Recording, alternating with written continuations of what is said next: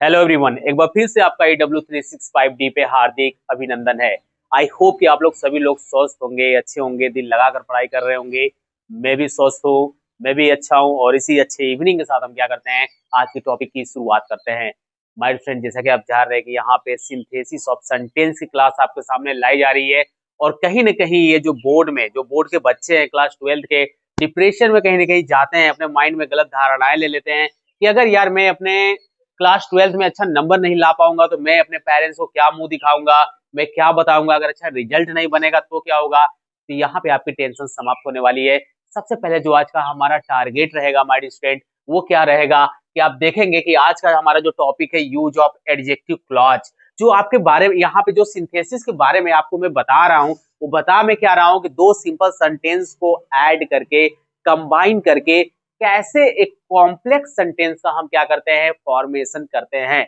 जिसमें last class में आपको नाउन क्लॉज के बारे में डिस्कशन किया गया था और यकीन मानिए बहुत ही जबरदस्त कॉन्सेप्ट था। अगर आप उसका एग्जांपल अभी तक नहीं देखें कैसे कंबाइन करते हैं तो एक बार जरूर देखिए, जिसका लिंक डिस्क्रिप्शन बॉक्स में या प्ले लिस्ट में पड़ा हुआ है, आप वहां चेकआउट करिए और कॉन्सेप्ट को एक बार जरूर देखिए, क्योंकि हमारे स्टूडेंट एग्जाम आपके लाइफ में एक ही बार आएगा ना, और एक ही बार अच्छा रिजल्ट बनेगा तो ये आपके लाइफ टाइम के लिए हो जाएगा। बार बार क्लास 12 में पढ़ने के लिए नहीं आएंगे। तो इतना तो लेके चलिए अपने माइंड में कि जो से 2 से 3 महीने का बचा हुआ है। और EW365D एक ऐसा सिंगल आपके सामने ब्रह्मास्त्र है जिसमें हर एक क्लास 12 की टॉपिक अब कंप्लीट करा दी गई है, जिसमें आपको 20 to 22 नंबर जो कि एकदम फिक्स होते हैं, जिसमें किसी एग्जामिनर की भी औकात नहीं है कि आपने करेक्ट बनाया तो उसमें एक नंबर भी काट ले, क्योंकि ये ग्रामेटिकल टर्म है और ग्रामेटिकल टर्म्स में अगर आप करेक्ट करते हैं तो एक भी नंबर नहीं कटता। और यकीन मानिए आपके परसेंटेज में कहीं ना कहीं आपको बहुत ही आगे उठाकर फेंकेगा आपके रिजल्ट में, जिससे आपका जो भी सपना है नीट IITians बनने का या फिर कॉम्पिटेटिव लेवल में जाने का, और रिजल्ट सुंदर रहेगा तो आपके पेरेंट्स का जो चेहरा रहेगा ना, वो काफी क्या रहेगा, खुश दिखेगा। और यहाँ पे आज का जो हमारा टारगेट रहेगा वो रहेगा एडजेक्टिव क्लॉज पे।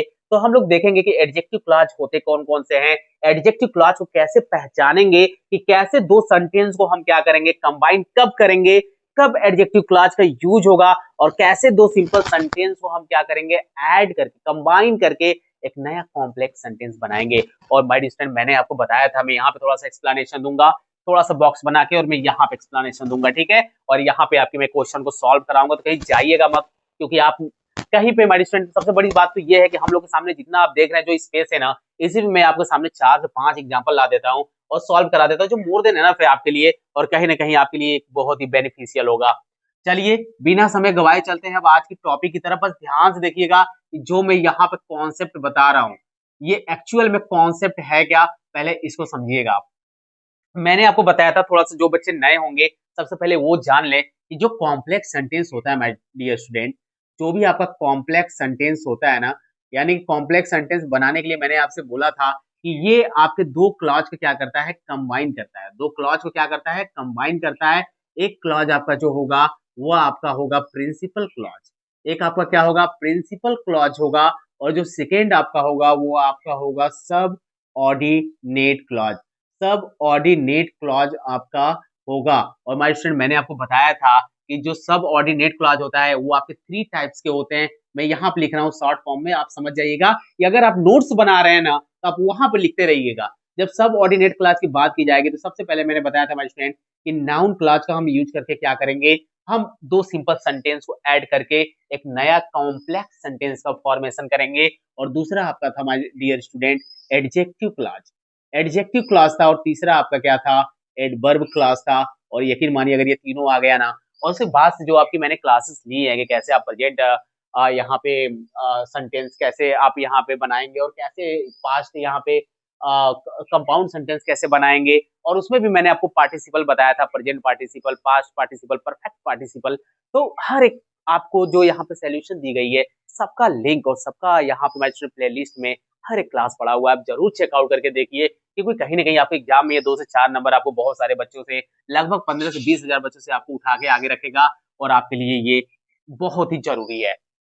यहाँ पे देखते हैं हमारे डियर स्टूडेंट कि यहाँ पे आप नाउन क्लॉज का यूज करके क्या करेंगे, सबऑर्डिनेट क्लॉज यहाँ पे कॉम्प्लेक्स सेंटेंस का फॉर्मेशन करेंगे, एडजेक्टिव क्लॉज का यूज करके आप कॉम्प्लेक्स सेंटेंस का फॉर्मेशन करेंगे, एंड एडवर्ब क्लॉज का यूज करके आप कॉम्प्लेक्स सेंटेंस देखेंगे, जिसमें हम नाउन क्लॉज के बारे में डिस्कशन कर लिए हैं। आज का जो टारगेट है एडजेक्टिव क्लॉज के हम क्या करेंगे यूज करके हम कैसे फॉर्मेशन ऑफ कॉम्प्लेक्स सेंटेंस बनाएंगे। यानी कि जब आप एडजेक्टिव क्लॉज का यूज करोगे, अब ये किस केस में आप क्या करोगे, एडजेक्टिव क्लॉज का यूज करोगे, यहाँ पे जरा ध्यान से देखिएगा, यहाँ पे अच्छे से समझिएगा माय स्टूडेंट, क्योंकि अगर ये कॉन्सेप्ट आप समझ जाते हैं तो फिर आपके लिए धुआं धुआं हो जाएगा ये कॉन्सेप्ट। एक चीज याद रखिएगा कि जब पहले सेंटेंस में एकदम रोज एकदम साफ साफ नोट्स बना के लिख लीजिए कि जब पहले सेंटेंस में यानी कि फर्स्ट सेंटेंस की बात की जाएगी, पहले सेंटेंस में जो आपका नाउन गिवन होगा, जो आपका नाउन गिवन होगा, नाउन का मतलब आपको मेरे स्टूडेंट कोई नेम दिया रहेगा या कोई प्लेस दिया रहेगा, किसी के बारे में यहाँ पे बात की जाएगी, किसी थिंग्स के बारे में बात की जाएगी, नाउन दिया रहेगा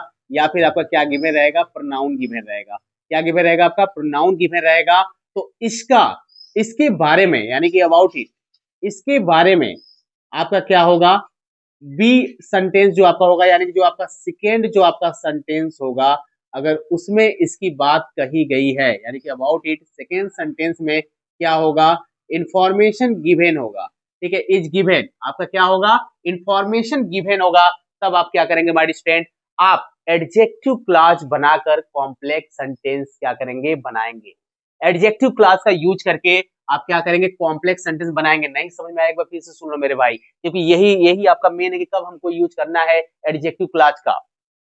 पहले सेंटेंस में अगर किसी नाउन और प्रोनाउन के बारे में कही गई बात अगर दूसरे सेंटेंस में दिया गया है, एक बार फिर से अच्छे समझिए, पहले सेंटेंस में नाउन या प्रोनाउन के बारे में कही गई बात दूसरे सेंटेंस में दिया है, तो आप एडजेक्टिव क्लॉज का यूज करके आप कॉम्प्लेक्स सेंटेंस बनाएंगे।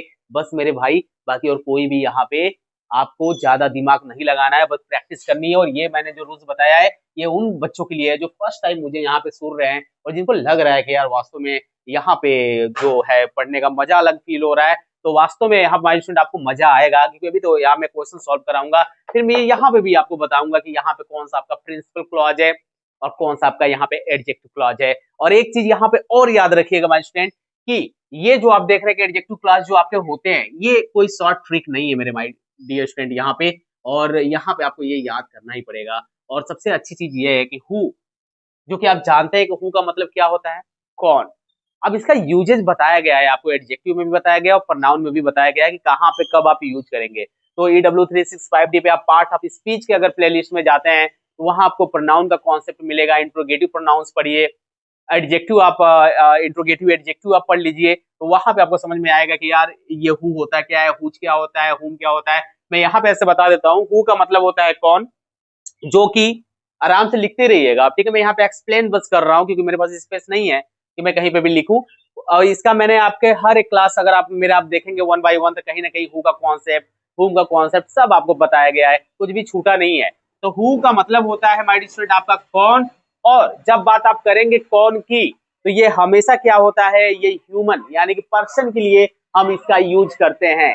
यानी कि जो हु आप देख रहे हैं कि इसका यूज किसके लिए होता है, पर्सन के लिए होता है। और जैसे ही बात करेंगे माय स्टूडेंट आप यहाँ पे हुज का मतलब होता है जिसका, ठीक है, और हुम का मतलब होता है किसका, किसकी, किसको, विच का मतलब होता है जो, एंड दैट का मतलब होता है कि, ये कंजंक्शन का काम करता है, एडजेक्टिव का भी काम करता है। वेन का मतलब होता है कब, यानी कि वेन जो आपका होता है माय स्टूडेंट ये आपको टाइम को डिनोट करता है। ये किसको डिनोट करेगा, यहाँ पे टाइम को, कुछ चीजें आपको लिखना पड़ेगा, टाइम को डिनोट करता है। एंड वेयर आपको क्या करता है, एट प्लेस आपको किसको करता है, एक प्लेस का, एक स्थान को क्या करता है, शो करता है। और यहाँ माय स्टूडेंट आपको ये समझ में आना चाहिए कि हुज किसके लिए लगेगा, तो मैंने आपको बताया था कि हुम और हुज जो होता है ये एज ऑब्जेक्टिव, ऑब्जेक्ट की तरह हम क्या करते हैं, यूज करते हैं, ठीक है। और यहाँ पे हु आपका क्या होता है, ये पर्टिकुलर पर्सन के लिए लगता है। विच जो आपका है माय डियर स्टूडेंट ये आपके नॉन लिविंग थिंग्स के लिए यूज होता है, ठीक है। नॉन लिविंग थिंग्स जितने रहेंगे आप उसके लिए विच का यूज करेंगे।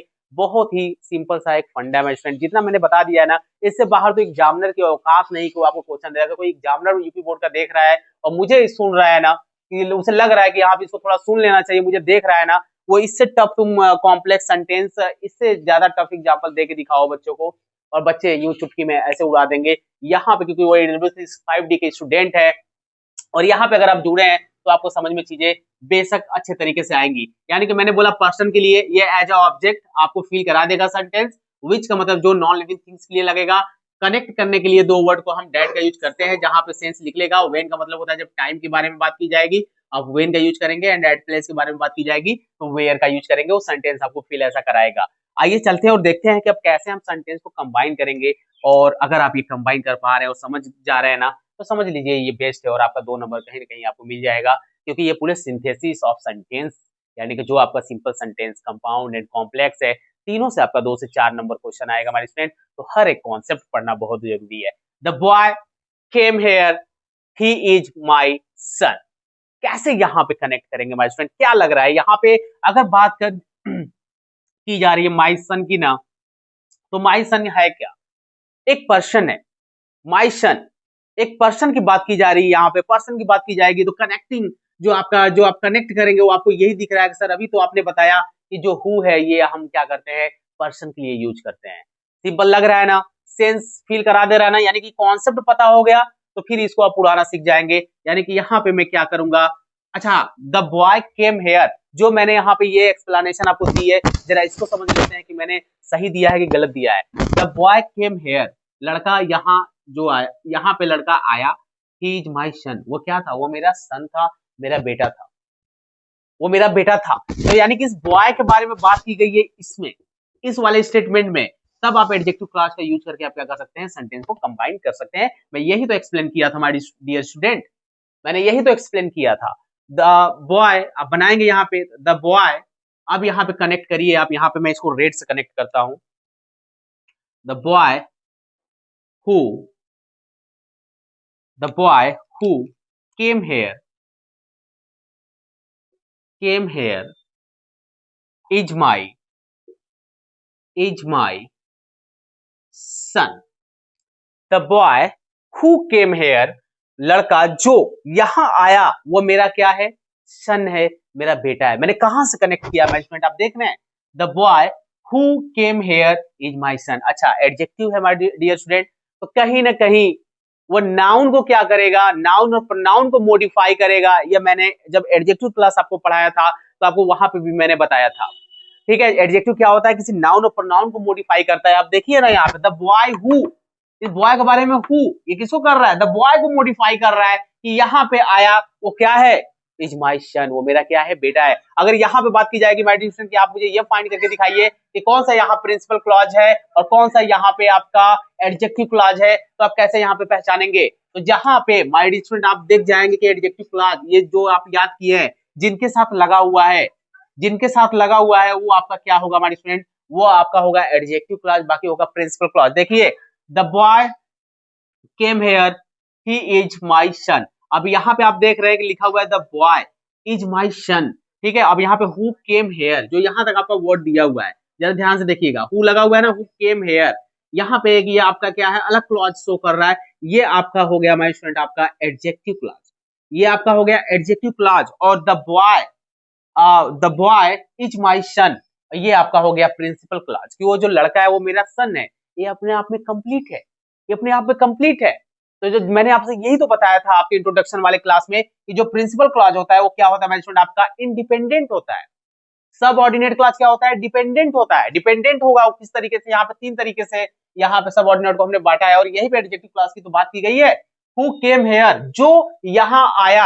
अरे कौन आया मेरे भाई, कौन आया, जो यहाँ आया, तो कौन आया, हु केम हेयर। यार ये ऐसे लग रहा है कि ये इनकम्प्लीट है, कंप्लीट नहीं है। तो ये कहीं ना कहीं पूरे सेंटेंस में क्या हो रहा है, ये आपका डिपेंड हो रहा है, ठीक है। तो आप समझे, द बॉय इज माई सन, इसको अलग से आप लिख लीजिएगा माय स्टूडेंट, मेरे पास यहाँ पे स्पेस नहीं है, मैंने यहाँ नहीं लिख सकता, बस इतना हटा दीजिए, इसको लिखिए एडजेक्टिव क्लॉज, और द बॉय इज माई सन इसको आप लिख लीजिए, ये आपका है प्रिंसिपल क्लॉज। ओके, तो ये आपको चीजें आनी चाहिए, अगर नहीं आ रही तो फिर समस्या है। चलिए अब ये आप बनाएंगे, ये आप बनाएंगे, जो हीरो होंगे ना, मुझे यहाँ यहीं पे एक्सप्लेन जो मैं किया था यहीं पे बना दिए होंगे। आई बॉट अ पेन, मैंने क्या किया, एक पेन खरीदा, ठीक है। मैंने क्या किया, एक पेन खरीदा। इट वॉज कॉस्टली, वो कैसा था, कॉस्टली था। तो भाई इस पेन के बारे में बात की गई है इस वाले सेंटेंस में, तो आपका एडजेक्टिव क्लॉज लगेगा मेरे भाई, एडजेक्टिव क्लॉज का यूज होगा। तो इट वॉज कॉस्टली, ये क्या था, ये महंगा था। आई बॉट अ पेन, मैंने जो पेन खरीदा था, ठीक है भाई, ये वॉच के बारे में, ये पेन के बारे में बात किया गया है। I bought a pen, sorry, I bought a pen, it was costly. तो पेन के बारे में बात की गई है, भाई नॉन लिविंग थिंग्स है, नॉन लिविंग थिंग्स है, और ऐसे ऑब्जेक्ट के लिए हम क्या करते हैं, विच का यूज करते हैं। तो आप ये आपको पता है, तो आप सीधा सीधा बनाइए ना यहाँ पे, आई बॉट अ पेन, मैंने एक पेन खरीदा जो क्या था, विच। अच्छा, अब ये अ पेन के लिए यहाँ पे इट लगाया ना, तो इसको उड़ा देना मेरे भाई, इसको उड़ा देना, लिखने की जरूरत नहीं है दूसरे सेंटेंस में, लिखने की जरूरत नहीं है।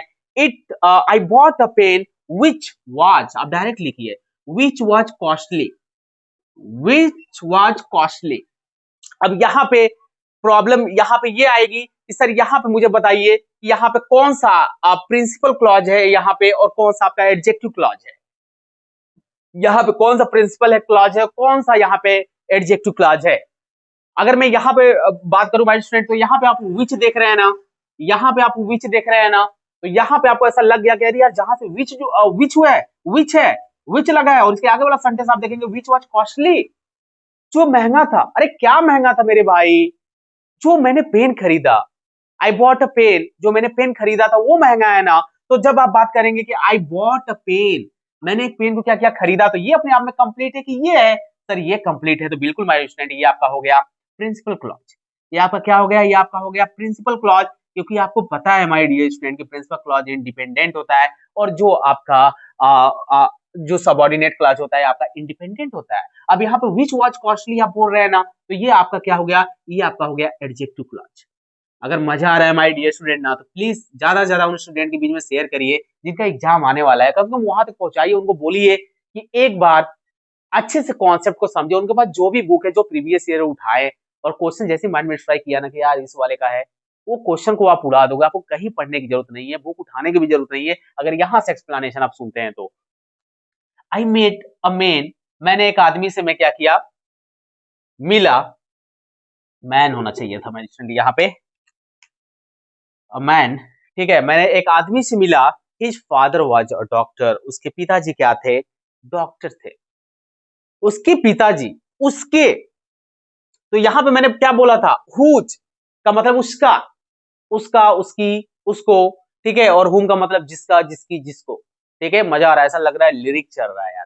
और जब ये लिरिक आपके माइंड में लगे चढ़ने, पढ़ने से रिलेटेड ना, तब आपको क्या आ जाएगा, मजा आना फिर स्टार्ट होगा, और मजा आना स्टार्ट हो गया एक बार पढ़ाई में ना, और एक बार दिल आपका लगा बुक से ना, तो फिर जो आपका ये सर जो झुका झुका रहता है, ये झुक, ये तेरी आंखें झुकी झुकी, ठीक है, जो एक सॉन्ग चलता है, तो यहाँ पे आपकी जो, अगर सर और आपका हेड और आपका अगर आई अगर बुक में है, तो आप जमाने के सामने क्या करेंगे, सर उठाकर चलेंगे, आपको कहीं भी झुका के, अपनी आंखें को झुकाकर नहीं चलना पड़ेगा, कहीं आपको मुंह छुपाना नहीं पड़ेगा। अरे मेरे भाई, मैं ये कहता हूँ कि जो बच्चे कहीं ना कहीं, अभी आपने देखा कि वाराणसी में जो स्थिति हुई है, एक बच्चा हॉस्टल में क्या किया, फांसी लगाकर क्या कर लिया, अपने आप को मार लिया।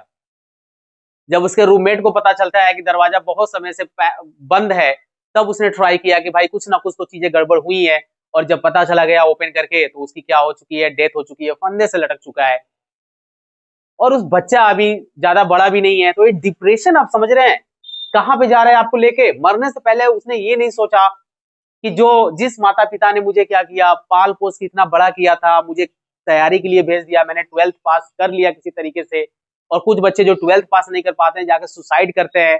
अब तो ये मान लीजिए रेट कम हो चुका है, लेकिन पहले यही होता था, क्योंकि मिडिल क्लास फैमिली से जो बच्चा आता है ना, वो पेरेंट्स कहाँ से पैसे लाकर उनको देते हैं, कैसे कमाते हैं, क्योंकि उनके पेरेंट्स की भी लाइफ होती है, उनकी भी सिस्टर होती है, उनकी भी वाइफ होती है, उनके परिवार है, उनके भी माता पिता होते हैं, जो कि पूरी जो रिस्पॉन्सिबिलिटी होती है उस बॉय के ऊपर या फिर उस आदमी के ऊपर, उस घर में जो मुखिया रहता है, जो उसमें योग्य है, एबल है कि मैं अपने फैमिली को क्या कर पाऊंगा, सरवाइव कर पाऊंगा, उसके ऊपर रहेगा।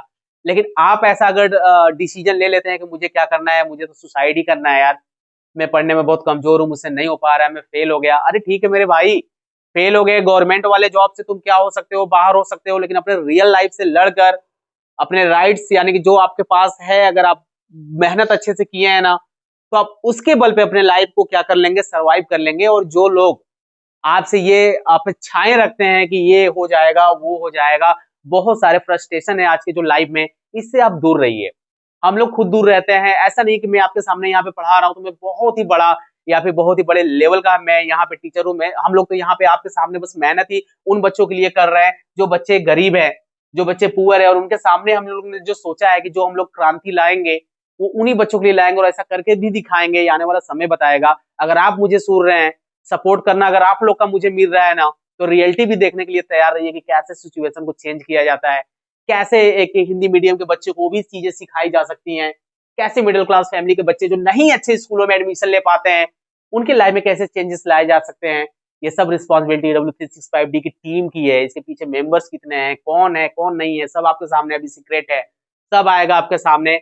और जिस दिन मैंने पूरी प्लानिंग और आप लोग का सपोर्ट जिस दिन मिल गया ना, उसी दिन से मैं आपके सामने इस प्लेटफॉर्म पे भी तो आपको टीचर देखने को मिलेंगे ही हर सब्जेक्ट के, और एक बेहतरीन एकेडमी में आपके सामने ओपन करके दूंगा आपके हर एक क्षेत्र में उन बच्चों के लिए, और एडमिशन सिर्फ उन्हीं बच्चों का होगा। ऐसा कोई मैं यहाँ पे क्रिटिसाइज नहीं कर रहा हूँ, यहाँ पे अमीरी गरीबी नहीं देख रहा हूँ। पढ़ने से रिलेटेड जो भी चीजें बच्चे होंगे उनके लिए अलग करके दिखाया जाएगा। फिलहाल में बात की बात है, यहाँ पे आपके माइंड में अगर निगेटिव थिंकिंग चल रही है या फिर कोई ऐसे पर्सन डाल रहे हैं, अगर आप सक्सेसफुल नहीं हो पा रहे हैं, अच्छा नंबर नहीं आ पा रहा है, घबराइए नहीं, मेहनत करते रहिए, पढ़ते रहिए, कुछ ना कुछ रिजल्ट जो आज आप है ना उसमें कहीं ना कहीं चेंजिंग आएगा और आप में बदलाव आएगा, और ये जरूर आएगा। लेकिन आपको अपने ऊपर विश्वास करना पड़ेगा मेरे भाई। दूसरे की लाइफ देख के या फिर दूसरे की थिंकिंग सोच के कि ये रहे तो ये अच्छा होगा, ये रहे तो वो अच्छा होगा, उस पर मत चलिए। जो मिल गया बहुत है। माँ बाप ने क्या किया, कपड़े दे दिया, बैग दे दिया, कापी किताब खरीद के दे दिया, स्कूल की फीस बढ़ रहे हैं ना, यहाँ पे भर रहे हैं ना, तो बस हमको पढ़ना है दिल लगाकर, और ऐसा पढ़ना है कि उनका सर ऊंचा रहे अपने सर ऊंचा होने के साथ साथ।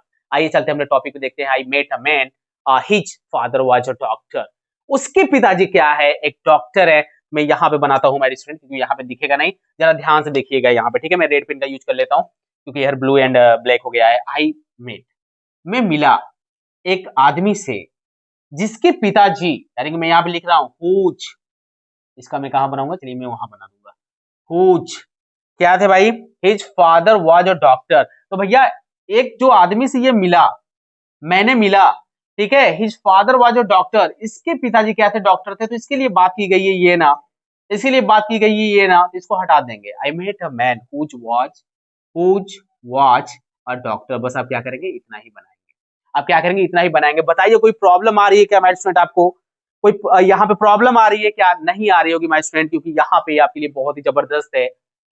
हुज, अच्छा हिज लगा है इसके लिए, तो ये आप हटा देंगे। अब फादर को लिखेंगे माय स्टूडेंट, यहाँ पे क्या हो जाएगा भाई, I met a man whose father was a doctor. Okay, easy है ना बहुत, आपको जबरदस्त तरीके से समझ में आ रहा होगा। This is the village I was born here. This is the village I was born here. अच्छा मैं आपसे पूछूं कि आप कहाँ जन्म आपका हुआ है, तो कोई ना कोई प्लेस ही बताओगे ना मेरे भाई, प्लेस ही बताओगे ना। फील क्या करा रहा है, प्लेस का असर करा रहा है। तो जब यहाँ पे दिस इज, ये वही क्या है, वही विलेज, वही गांव है।